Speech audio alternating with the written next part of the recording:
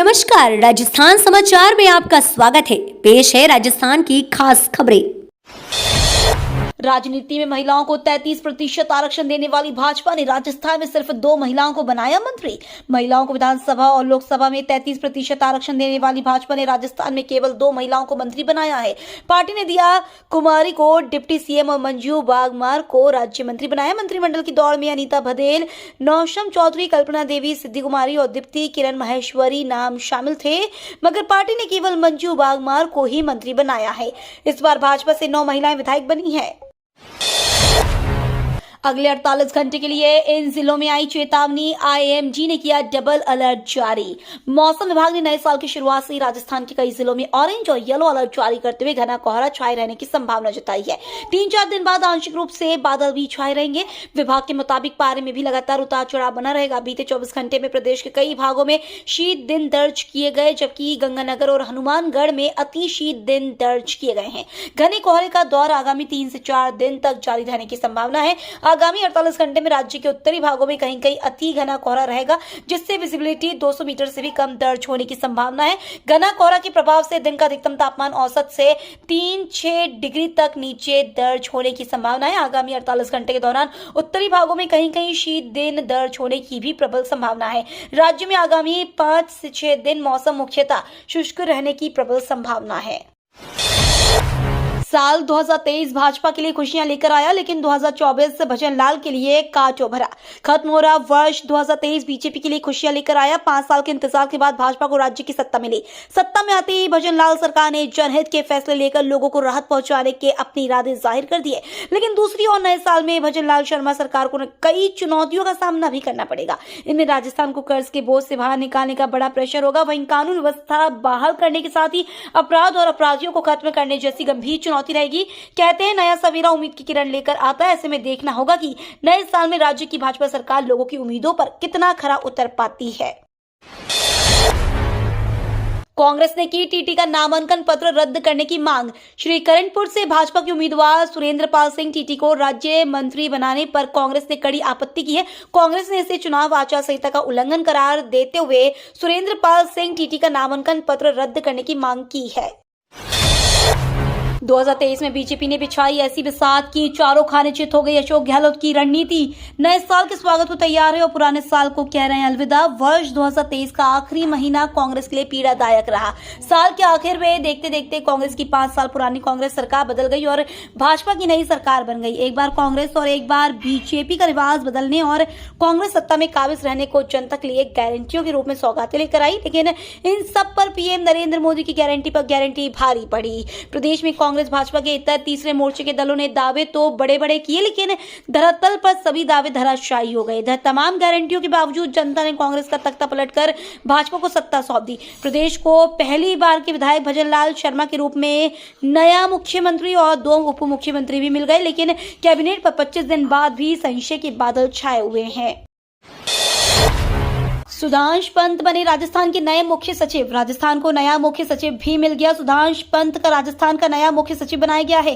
पहले इस पद के लिए संजय मल्होत्रा का नाम सबसे आगे था। जयपुर 1991 बैच के आईएएस सुधांशु पंत मुख्य सचिव बने। नए सरकार के साथ ब्यूरोक्रेसी को नया बॉस मिल गया। उषा शर्मा का कार्यकाल पूरा होने के साथ सुधांशु पंत को नई जिम्मेदारी दी गई। कुल 6 सीनियर अफसरों को पीछे छोड़कर सीएस सुधांशु पंत बने। सीएस सुधांशु की गिनती वर्सेटाइल और डायनेमिक अफसर में होती है। दिल्ली में प्रतिनियुक्ति पर रहते हुए भी पंत को मिली बड़ी जिम्मेदारी दी गई।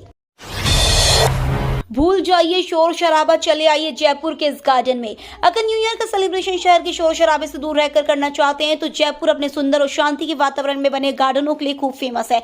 ऐसा एक सुंदर पहाड़ियों के बीच बना जयपुर का कनक वृंदावन गार्डन, जहां लोग दूर दूर से इसकी अद्भुत सुंदरता देखने आते हैं। कनक वृंदावन गार्डन जयपुर से 10 किलोमीटर दूर आमेर रोड पर राधा माधव मंदिर और नटवर जी का मंदिर के पास स्थित है। यह गार्डन भगवान कृष्ण को समर्पित गार्डन है। इस गार्डन की वास्तुकला और सुंदरता देखने लायक है। कनक वृंदावन गार्डन शहर के लोग अपने परिवार सहित घूमने के लिए पहली पसंद है, क्योंकि यहाँ एकदम शांति और सुंदरता के संगम का अनोखा एहसास होता है। युवाओं को नए साल में मिलेगा नौकरी का मौका। आने वाला नया साल युवाओं को खुशियां देगा। लंबे समय से इंतजार के बाद अनेक भर्तियों की परीक्षाओं का आयोजन किया जाएगा। इसकी शुरुआत नए साल के पहले महीने जनवरी से हो जाएगी। इस दौरान राजस्थान लोक सेवा आयोग के साथ ही कर्मचारी चयन बोर्ड की अनेक परीक्षाएं होंगी। चुनावों के कारण राजस्थान में पिछले कई माह से परीक्षा नहीं हो रही थी। इसके अलावा जो परीक्षा हो गई उनको आचार संहिता के कारण नियुक्ति नहीं दी जा रही थी। अब सफल युवक और युवतियों को नियुक्ति भी दी जाएगी। अनेक परीक्षा होगी। युवा अब परीक्षा की तैयारियों में जुट गए हैं। राज्य सरकार ने अफसरों को दिया नए साल का तोहफा। 90 से ज्यादा को मिली पदोन्नति। राज्य सरकार ने रविवार रात अलग अलग आदेश जारी कर आईएएस, आईपीएस, आईएफएस अफसरों को पदोन्नति का तोहफा दिया है। 5 आईएएस अफसर प्रमुख सचिव से अतिरिक्त मुख्य सचिव पद पर पदोन्नत किया गया है। इसी तरह 4 आईपीएस अफसरों को आईजी से एडीजी के पद पर पदोन्नति मिली है। कार्मिक विभाग ने इस संबंध में आदेश जारी कर दिए हैं। 90 से ज्यादा नौकरशाहों को पदोन्नति दी गई है। इनमें 30 आईएएस, 37 आईपीएस और 20 आईएफएस अफसरों को पदोन्नति दी गई है। इससे पहले पूर्व मुख्य सचिव उषा शर्मा की अध्यक्षता वाली कमेटी ने आईएएस, आईपीएस और आईएफएस अधिकारियों की स्क्रीनिंग करके अपनी रिपोर्ट कार्मिक विभाग को सौंपी थी। रेलवे ने नए साल में फिर रद्द की कई ट्रेनें। संशय में यात्री। उत्तर पश्चिम रेलवे में ट्रेनें कैंसिल होने का सिलसिला बदस्तूर जारी है। एनडब्ल्यूआर ने एक बार फिर दर्जनों ट्रेनों को कैंसिल कर दिया है। रेलवे के मुताबिक ये ट्रेनें नॉन इंटरलॉकिंग कार्य के कारण अलग अलग तारीखों पर रद्द की गई हैं। लगातार रद्द हो रही ट्रेनों के कारण हजारों यात्रियों को बेजा परेशानियों का सामना करना पड़ रहा है। नए साल पर देश भर में लाखों यात्री न्यू ईयर सेलिब्रेट करने के लिए पर्यटन स्थलों पर जाते हैं। इनमें से अधिकतर ट्रेनों से ही यात्रा करते हैं। ऐसे हालात में उनका पूरा शेड्यूल गड़बड़ा जाता है। हेरिटेज सिटी मंडावा पर्यटकों से हुआ गुलजार। नए साल के जश्न को लेकर तैयारी पूरी। राजस्थान के झुंझुनू की हेरिटेज सिटी मंडावा में इन दिनों पर्यटकों की रौनक बनी हुई है। सुबह से देर रात तक पर्यटन स्थलों पर देशी विदेशी पर्यटक नजर आ रहे हैं। मंडावा में नए साल के जश्न को लेकर तैयारी पूरी कर ली गई है। नए साल के स्वागत पर होने वाले विभिन्न आयोजनों के लिए होटल व रिसोर्ट सजकर तैयार है। इसके साथ ही छोटे बड़े सभी रेस्टोरेंट में भी सजावट देखने को मिल रही है। नए साल के जश्न को लेकर मंडावा विदेशी पर्यटकों से गुलजार हो गया। नए साल का जश्न मनाने के लिए बड़ी संख्या में विदेशी पर्यटक पहुंच गए हैं। सचिवालय में मंत्रियों को आवंटित हुए कमरे। राजस्थान में सीएम भजनलाल शर्मा के मंत्रिमंडल के विस्तार का काम पूरा हो चुका है। मंत्रिमंडल के गठन के बाद अब मंत्रियों और उनके स्टाफ के लिए राजधानी जयपुर में स्थित सचिवालय में चैम्बर भी आवंटित कर दिए गए हैं। उम्मीद जताई जा रही है कि जल्दी मंत्रियों के पोर्टफोलियो का भी ऐलान कर दिया जाएगा। अभी आम जन में इस बात की बेहद उत्सुकता बनी हुई है कि कौन सा मंत्री कौन से महकमे को संभालेगा। पोर्टफोलियो तय होते ही भजनलाल सरकार पूरी तरह से एक्शन मोड में आ जाएगी। अरब सागर में ड्रोन हमलों के बीच नौसेना ने तैनात किया नेवल टास्क ग्रुप। अंतर्राष्ट्रीय शिपिंग लेन से गुजरने वाले व्यापारिक जहाजों पर लगातार हो रहे हमलों की घटनाओं के बाद भारतीय नौसेना ने उत्तर व मध्य अरब सागर और अदन की खाड़ी में निगरानी बढ़ा दी है। किसी भी हमले की स्थिति में व्यापारिक जहाजों की मदद करने के लिए नेवल टास्क ग्रुप को तैनात किया गया। नौसेना ने कहा है कि वह हिंद महासागर में नए सुरक्षा खतरों की जांच के लिए तटरक्षक बल के साथ मिलकर काम कर रही है। 24 घंटे में मिले कोरोना के 841 नए केस, 3 की मौत। दिसंबर में फिर एक बार कोरोना ने दस्तक दे दी है। अब तक देश भर में 4000 से भी ज्यादा कोरोना के मरीज मिले हैं। आज देश भर में 841 कोविड केस पाए गए हैं, जिनमें से 3 लोगों की मौत हो गई है। कोविड का ग्राफ देश के अलग अलग राज्यों में बढ़ रहा है। नए साल के जश्न को देखते हुए लोगों को भीड़ भाड़ वाले जगहों पर सावधानी बरतने की अपील की गई है। नए साल पर गैदरिंग कोरोना की सुपर स्प्रेडर भी बन सकती है। अलर्ट, राम मंदिर के नाम पर हो रही ठगी। 22 जनवरी को अयोध्या के भव्य राम मंदिर में रामलला को विराजमान कराया जाएगा, जिसको लेकर अभी से तैयारियां जोरों पर है। इस बीच मंदिर के नाम पर श्रद्धालुओं को लूटने के चौंकाने वाले रैकेट का खुलासा हुआ है। वीएचपी ने बताया कि सोशल मीडिया पर मैसेज भेजकर लोगों से मंदिर के नाम पर चंदा मांगा जा रहा है। इन संदेशों में क्यूआर कोड भी होता है और लिखा होता है कि स्कैन करके पेमेंट करें। पुलिस को इसकी सूचना दे दी गई है।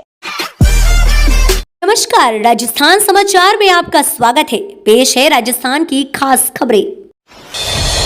राजनीति में महिलाओं को 33% आरक्षण देने वाली भाजपा ने राजस्थान में सिर्फ 2 महिलाओं को बनाया मंत्री।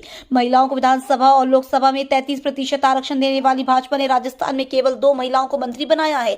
पार्टी ने दिया कुमारी को डिप्टी सीएम और मंजू बागमार को राज्य मंत्री बनाया। मंत्रिमंडल की दौड़ में अनीता बघेल, नौशम चौधरी, कल्पना देवी, सिद्धि कुमारी और दीप्ति किरण माहेश्वरी नाम शामिल थे, मगर पार्टी ने केवल मंजू बागमार को ही मंत्री बनाया है। इस बार भाजपा से 9 महिलाएं विधायक बनी है।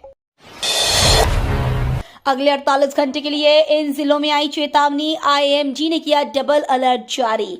मौसम विभाग ने नए साल की शुरुआत से राजस्थान के कई जिलों में ऑरेंज और येलो अलर्ट जारी करते हुए घना कोहरा छाए रहने की संभावना जताई है। 3-4 दिन बाद आंशिक रूप से बादल भी छाए रहेंगे। विभाग के मुताबिक पारे में भी लगातार उतार चढ़ाव बना रहेगा। बीते 24 घंटे में प्रदेश के कई भागों में शीत दिन दर्ज किए गए, जबकि गंगानगर और हनुमानगढ़ में अति शीत दिन दर्ज किए गए हैं। घने कोहरे का दौर आगामी 3 से 4 दिन तक जारी रहने की संभावना है। आगामी 48 घंटे में राज्य के उत्तरी भागों में कहीं कहीं अति घना कोहरा रहेगा, जिससे विजिबिलिटी 200 मीटर से भी कम दर्ज होने की संभावना है। घना कोहरा के प्रभाव से दिन का अधिकतम तापमान औसत से 3-6 डिग्री तक नीचे दर्ज होने की संभावना है। आगामी 48 घंटे के दौरान उत्तरी भागों में कहीं कहीं शीत दिन दर्ज होने की भी प्रबल संभावना है। राज्य में आगामी 5 से 6 दिन मौसम मुख्यतः शुष्क रहने की प्रबल संभावना है। साल 2023 भाजपा के लिए खुशियां लेकर आया, लेकिन 2024 भजन लाल के लिए कांटों भरा। खत्म हो रहा वर्ष 2023 बीजेपी के लिए खुशियां लेकर आया। 5 साल के इंतजार के बाद भाजपा को राज्य की सत्ता मिली। सत्ता में आते ही भजन लाल सरकार ने जनहित के फैसले लेकर लोगों को राहत पहुंचाने के अपने इरादे जाहिर कर दिए। लेकिन दूसरी ओर नए साल में भजन लाल शर्मा सरकार को कई चुनौतियों का सामना भी करना पड़ेगा। इनमें राजस्थान को कर्ज के बोझ से बाहर निकालने का बड़ा प्रेशर होगा। वहीं कानून व्यवस्था बहाल करने के साथ ही अपराध और अपराधियों को खत्म करने जैसी गंभीर चुनौती रहेगी। कहते हैं नया सवेरा उम्मीद की किरण लेकर आता है। ऐसे में देखना होगा कि नए साल में राज्य की भाजपा सरकार लोगों की उम्मीदों पर कितना खरा उतर पाती है। कांग्रेस ने की टीटी का नामांकन पत्र रद्द करने की मांग। श्रीकरणपुर से भाजपा के उम्मीदवार सुरेंद्रपाल सिंह टीटी को राज्य मंत्री बनाने पर कांग्रेस ने कड़ी आपत्ति की है। कांग्रेस ने इसे चुनाव आचार संहिता का उल्लंघन करार देते हुए सुरेंद्रपाल सिंह टीटी का नामांकन पत्र रद्द करने की मांग की है। 2023 में बीजेपी ने बिछाई ऐसी बिसात की चारों खाने चित हो गई। अशोक गहलोत की रणनीति नए साल के स्वागत को तैयार है और पुराने साल को कह रहे हैं अलविदा। वर्ष 2023 का आखिरी महीना कांग्रेस के लिए पीड़ादायक रहा। साल के आखिर में देखते देखते कांग्रेस की 5 साल पुरानी कांग्रेस सरकार बदल गई और भाजपा की नई सरकार बन गई। एक बार कांग्रेस और एक बार बीजेपी का रिवाज बदलने और कांग्रेस सत्ता में काबिज रहने को जनता के लिए गारंटियों के रूप में सौगातें लेकर आई। लेकिन इन सब पर पीएम नरेंद्र मोदी की गारंटी पर गारंटी भारी पड़ी। प्रदेश में कांग्रेस भाजपा के इतर तीसरे मोर्चे के दलों ने दावे तो बड़े बड़े किए, लेकिन धरातल पर सभी दावे धराशायी हो गए। तमाम गारंटियों के बावजूद जनता ने कांग्रेस का तख्ता पलटकर भाजपा को सत्ता सौंप दी। प्रदेश को पहली बार के विधायक भजन लाल शर्मा के रूप में नया मुख्यमंत्री और 2 उप मुख्यमंत्री भी मिल गए, लेकिन कैबिनेट पर 25 दिन बाद भी संशय के बादल छाए हुए हैं। सुधांशु पंत बने राजस्थान के नए मुख्य सचिव। राजस्थान को नया मुख्य सचिव भी मिल गया। सुधांशु पंत का राजस्थान का नया मुख्य सचिव बनाया गया है। पहले इस पद के लिए संजय मल्होत्रा का नाम सबसे आगे था। जयपुर 1991 बैच के आईएएस सुधांशु पंत मुख्य सचिव बने। नए सरकार के साथ ब्यूरोक्रेसी को नया बॉस मिल गया। उषा शर्मा का कार्यकाल पूरा होने के साथ सुधांशु पंत को नई जिम्मेदारी दी गई। कुल 6 सीनियर अफसरों को पीछे छोड़कर सीएस सुधांशु पंत बने। सीएस सुधांशु की गिनती वर्सेटाइल और डायनेमिक अफसर में होती है। दिल्ली में प्रतिनियुक्ति पर रहते हुए भी पंत को मिली बड़ी जिम्मेदारी दी गई। भूल जाइए शोर शराबा, चले आइए जयपुर के इस गार्डन में। अगर न्यू ईयर का सेलिब्रेशन शहर के शोर शराबे से दूर रहकर करना चाहते हैं तो जयपुर अपने सुंदर और शांति के वातावरण में बने गार्डनों के लिए खूब फेमस है।